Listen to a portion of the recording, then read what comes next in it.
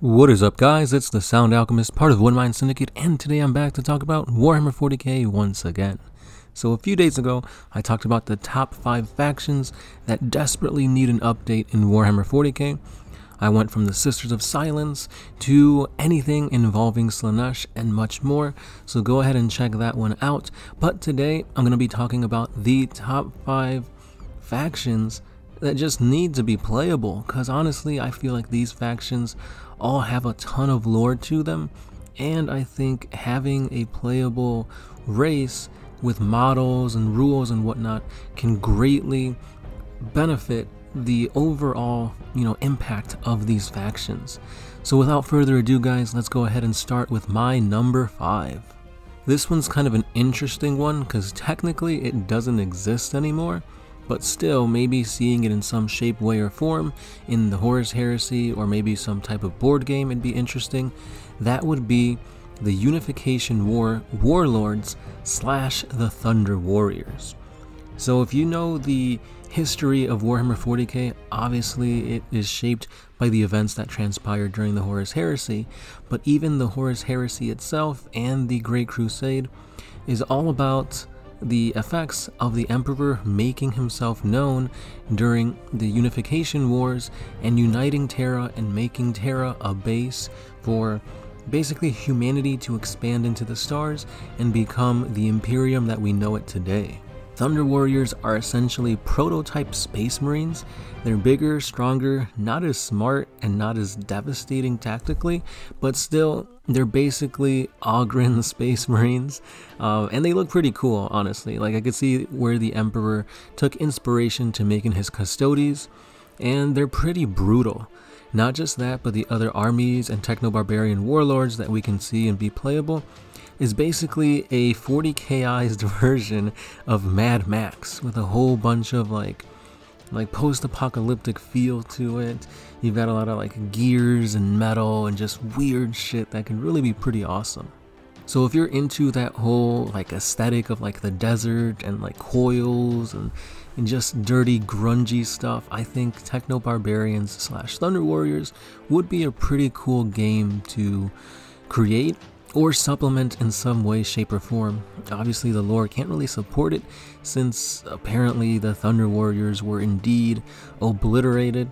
The Emperor had no more use for them, but unfortunately we might have a few that we can see, because obviously when you say you obliterate something completely, chances are a few things fall between the cracks. The Necrons play a part here and there to take certain, Thunder Warriors for themselves. And apparently there's like a squad of Thunder Warriors still out there, traversing the galaxy. But will we ever get to see or have anything explained to that? We don't know. Time will only tell. But I feel like their time has long passed. But hey, we said that about the squads, and look at them now. They're coming back with a bang. But with that being said, guys, let's go ahead and talk about my number 4 pick that definitely needs to be an army.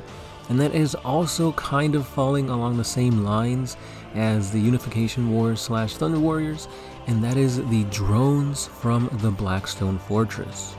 Now, the Blackstone Fortress events, the actual board game, take place in the 40K era, so we at least have newer armies and models to pick from, but these Spindle drones and Guardian drones have some pretty mysterious origins. They're there to protect the Blackstone Fortresses, which are almost, I would say, the strongest piece of weaponry / war gear / ships in the known universe. They are made of Noctilith, which is like not chaos, but psychic repelling stone. In some instances it repels psychic, in some other instances it absorbs psychic powers and like refocuses it. But nonetheless, Noctilith is an antithesis to psychic powers and warp powers. Similar to how like a blank or a pariah is, Noctilith is that just in stone form.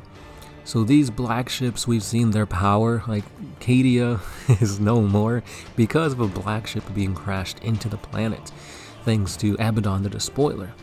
So we've got an awesome, powerful weapon being guarded by these mysterious, very alien-like, life forms, creatures. They're very different yet similar to a lot of things we've seen in 40K, they've got this like metallic, almost like carapace, and they've got these like spindly, almost tentacle claws, which are reminiscent of Tyranids, but looking at them, they don't look Tyranid, but still, they kind of resemble some features of them. Nonetheless, I do want this to be explored, because I believe back in 2020, we actually got rules to play these guys in your 40k games. Obviously, there's only 2 models, 2 units, so you couldn't really do much besides just make some type of like fun supplement, or like a third party faction is attacking while 2 people are, playing a regular game of 40k. But to see what type of hierarchy these things have, who's controlling them, what is like their lore behind it, like I would just be completely enamored and amazed to find out the truths behind these mysterious drones. And now we move on to the top 3, which in my opinion are the ones that desperately need to be playable. Not, what if scenarios or bringing in like board game, creatures to 40k. These are already established factions that we can't play on the tabletop, and to me it makes no sense. Like, these should be a thing. So my number 3 is none other than the Exodite Eldar. So the Eldari have been pretty pivotal in a lot of narration when it comes to the progression of the story of Warhammer 40k.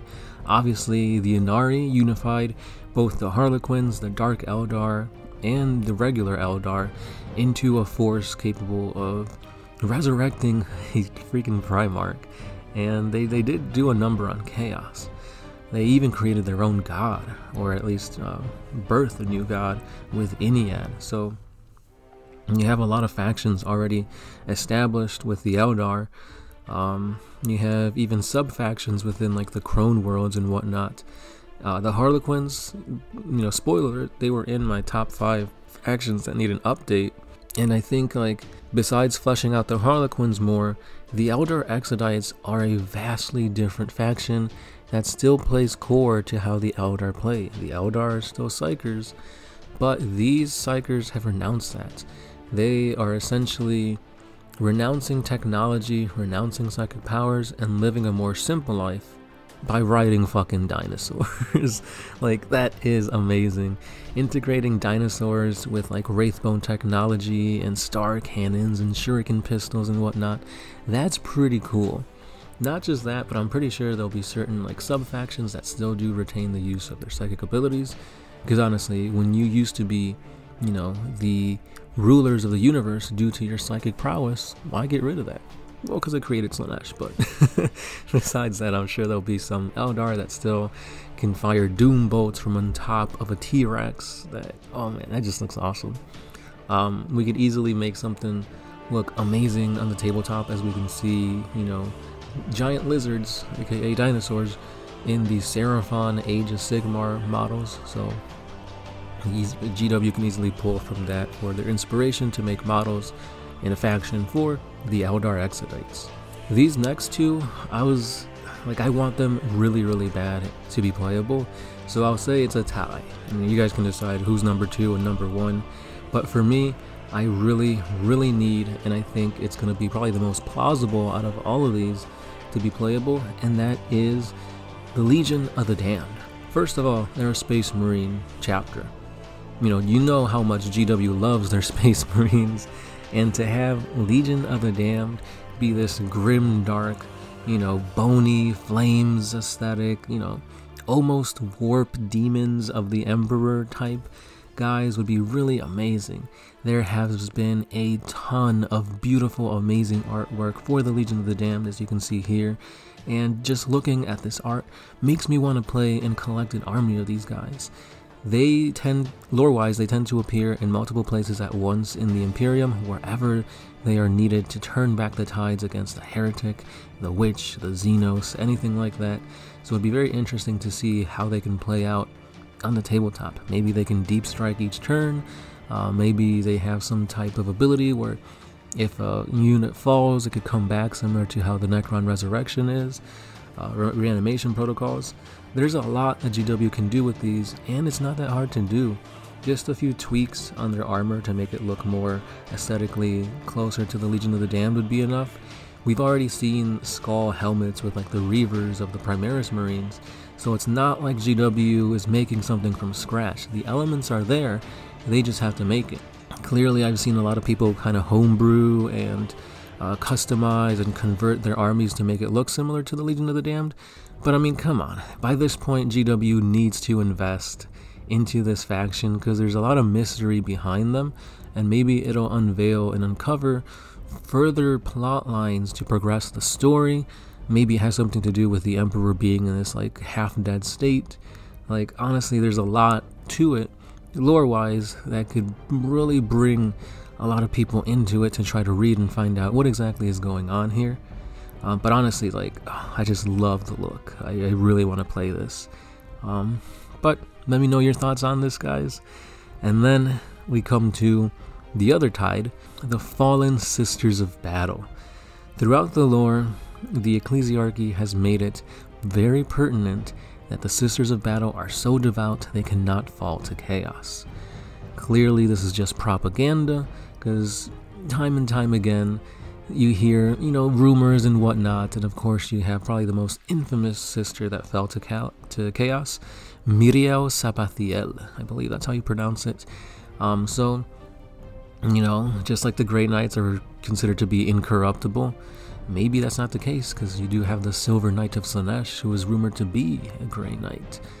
So maybe we can have, you know, some type of confirmation of the sisters being corrupted and falling to the chaotic gods. The art you see here is just phenomenal. You get the feeling of just dread and just how far these sisters have fallen. It'd be really awesome to just, you know, have a cool Chaos Sisters of Battle army. Like, honestly, you could literally just do it now.